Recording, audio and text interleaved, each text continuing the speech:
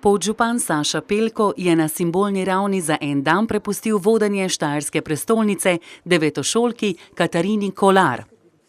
Taki trenutki so vedno prijetni, ko pridejo mladi ljudje, dejansko se zanimajo za naše okolje, za našo občino, in tako da tako zadevo podpiramo tudi z tega nivoja, ker gre za v bistvu UNICEF-ovo akcijo vezano na otrokove pravice, tako da tudi na ta način, v bistvu na simbolni način pripomoremo k temu.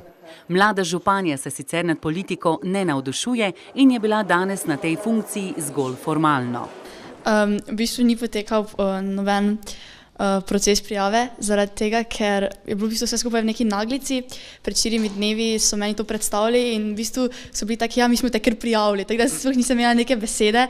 V času enodnevnega mandata je obiskala tudi mariborsko javno podjetje Snaga, kjer ji je vodstvo podjetja predstavilo delovanje in ambicije podjetja. Svoj delovni dan je zaključila z obiskom ene od 50 varnih točk v Mariboru.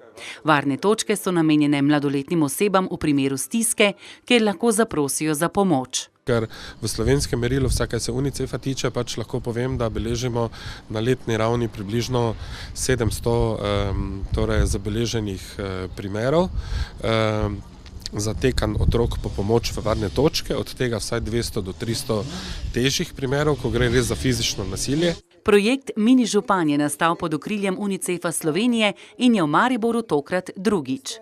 UNICEF na ta način želi nekako mlade spodbuditi tudi bolj k aktivnemu sodelovanju v samem, bi rekel, mestnem dogajanju, tudi v zadnjih letih popularni izraz aktivnega državljanstva. Po, bi rekel, enem internem izboru se je potem občina odločila za dijakinjo osnovne šole Bojana Iliha. In kako se je sicer aktivna članica šolskega parlamenta počutila v županski vlogi? Meni je bilo pač zelo zanimivo, ker sem spoznala različne, recimo na Snagi, zdaj tu sem spoznala različne ljudi, ki se s tem pač ukvarjajo.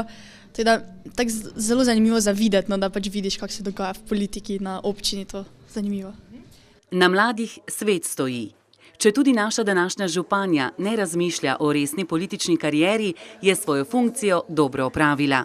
Naj jo opravijo tudi starši in institucije, da bo primerov nasilja nad našim največjim bogastvom, otroci, čim manj.